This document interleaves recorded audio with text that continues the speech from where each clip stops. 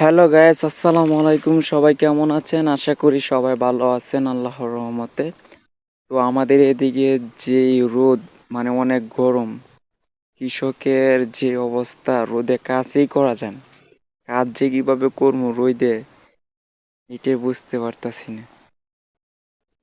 এখন আমি আসলাম আমাদের বন্দে। বন্দে আইসা আমার একটা গরু বন্দে ছাড়া হইছে, ওই গরুটাকে খুঁজা পাইতাছি না। তার জন্য আসলাম আমাদের এদিকে বন্দে। অনেক ধান লাগানো হয়েছে বন্ধে, প্রায় অর্ধেক কাটা হয়েছে এই বন্ধের ধান। তো আর অল্প কিছু রয়েছে। দেখছেন কি অবস্থা, অনেক সুন্দর কিন্তু এই গ্রামের পরিবেশটা অনেক সুন্দর। এই গরমের মাধ্যমে মানুষ কিভাবে কাজ করবে এটাই ভাবতাছি। দেখছেন আমিও এই যে বন, এইগুলো বন মানে এই জমিন থেকে বন যেগুলো হয়, এই বনগুলো এই বাড়িতে নিতে হয়। আমি অনেকক্ষণ নিছি। তো এখন অনেক গরম, তাই একটু ভাবতেছি জিরাই।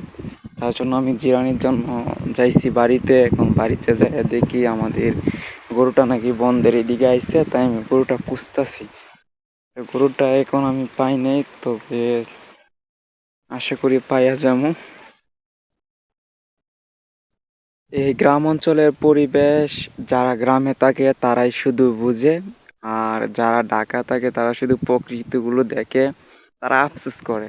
একটা কি জানেন, যখন আমি ঢাকায় চাকরি করতে গেছিলাম তখন ভাই অনেক কষ্ট হয়েছে।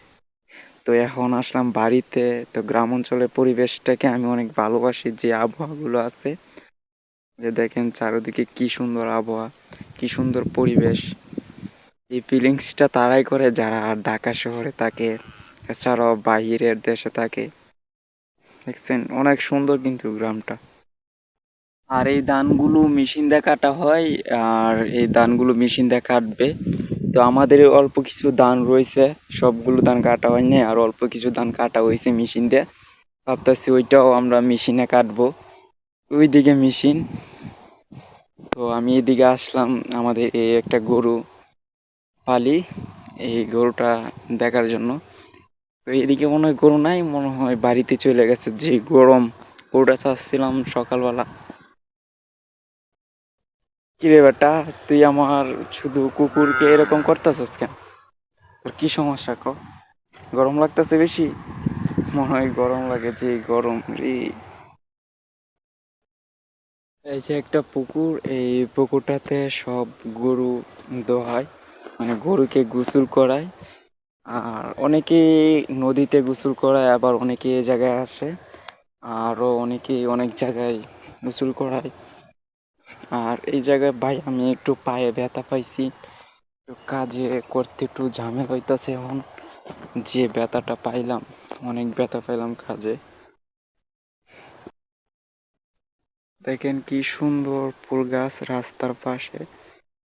রাস্তার পাশে যে প্রকৃতিগুলো, সেইগুলো কিন্তু অনেক সুন্দর লাগে। ফুল গাছ, কলা গাছ, অনেক ধরনের গাছ আছে বুঝছেন, রাস্তার পাশে। আর এটা হচ্ছে আমাদের আওয়ারের রাস্তা। এখন আমি চলে আসলাম বাড়িতে। বাড়িতে এসে দেখি আব্বু যে কেয়ারগুলো আনলাম, এই কেয়ারগুলো উপরে তুলতেছে, মানে এটি এক জায়গায় জড়ো করতেছে। এইগুলো আমি দেখতেছি।